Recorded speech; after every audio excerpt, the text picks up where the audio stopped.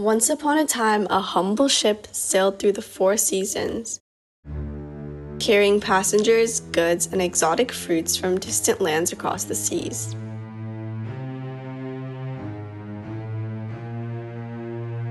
One day, the ship's captain was replaced by a new one.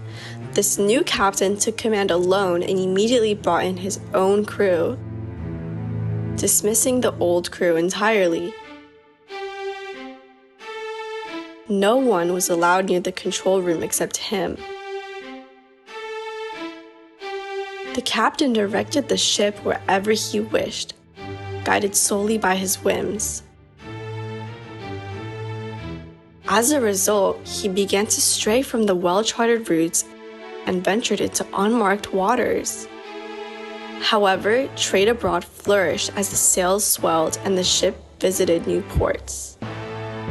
Through stormy northern gales and towering waves, the ship weathered countless perils, even grappling with typhoons.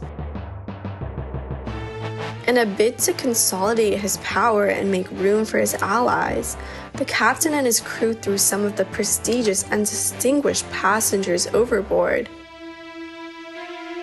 Those cast into the sea became fodder for the sharks.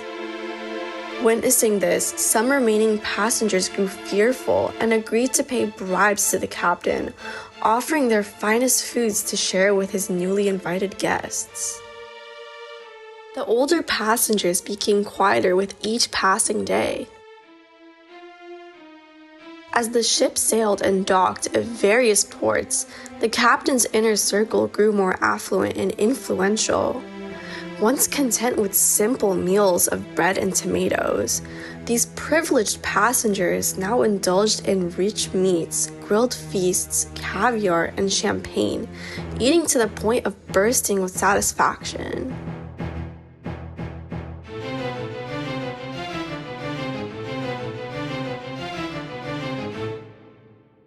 The captain even freed the pirates imprisoned in the brig, enlisting them as his allies as he needed their help for the journey ahead. As they traveled, pirates from distant ports joined the crew on the ship. These new recruits brought with them bounty and riches for the passengers on board, but none of the profits made it into the ship's treasury. Not that it mattered, all of it was looted and considered dark money anyway. On this voyage, the elite passengers indulged in pleasures and delights, filling their pockets with gold, diamonds, rubies, and every precious stone they could find at each port. Meanwhile, the captain treated the cabin boys, engine room workers, and second-class passengers harshly, providing them with just enough rations to stave off hunger, while the wealthy guests grew plump. Those below deck lived among the rats, wasting away from malnutrition and becoming increasingly ill.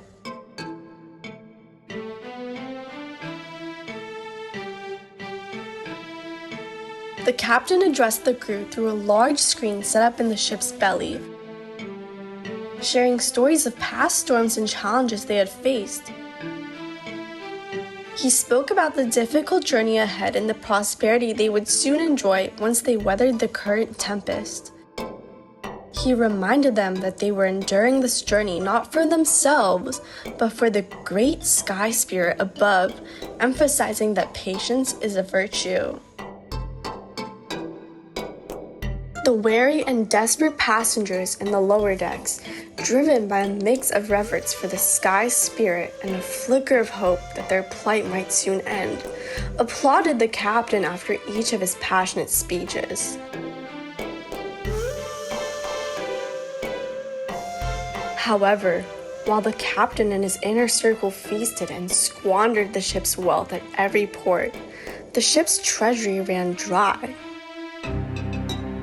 With no funds left, the engines began to break down, the sails tore, and the helm, a crucial tool for navigating shifting winds, stopped functioning.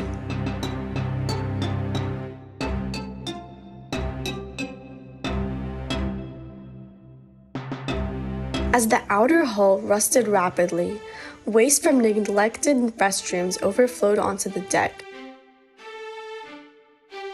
filling the air with such a foul stench that even sailors in distant ports could smell it.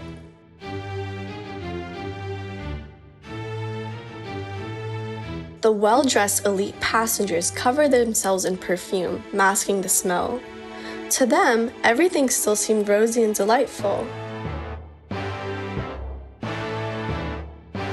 However, distant ports became cautious about trading with the ship.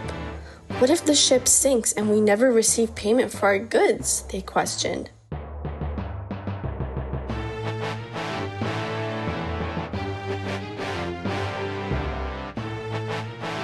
In the end, every penny had been spent, the treasury had been drained, and a massive hole had appeared in the hull with no funds available for repairs.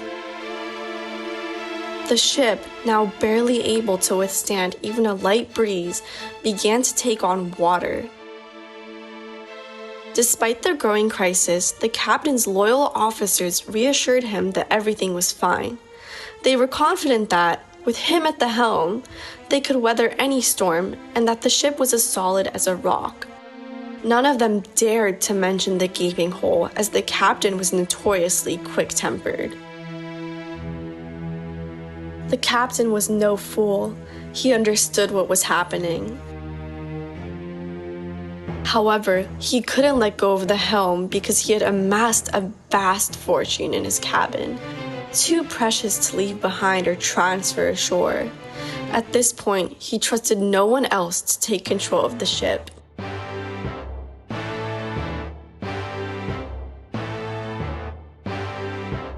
As the months turned into years, the captain's inner circle, now bloated with wealth and privilege, seemed content. Yet, a creeping dread settled over them. What if the ship sinks? Or collides with a massive reef and breaks apart? They began to realize that if disaster struck, all their accumulated riches would vanish into the depths of the sea.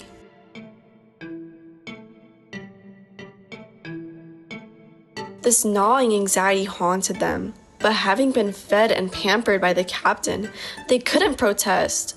They didn't even dare to whisper their concerns. The crew murmured among themselves in hushed tones, terrified that the captain might overhear them.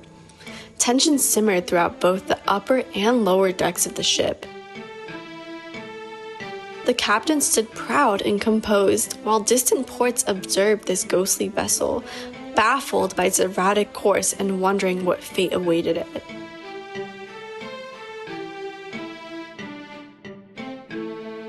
A thick fog descended upon the ship as it drifted toward an uncertain future, slowly vanishing from sight.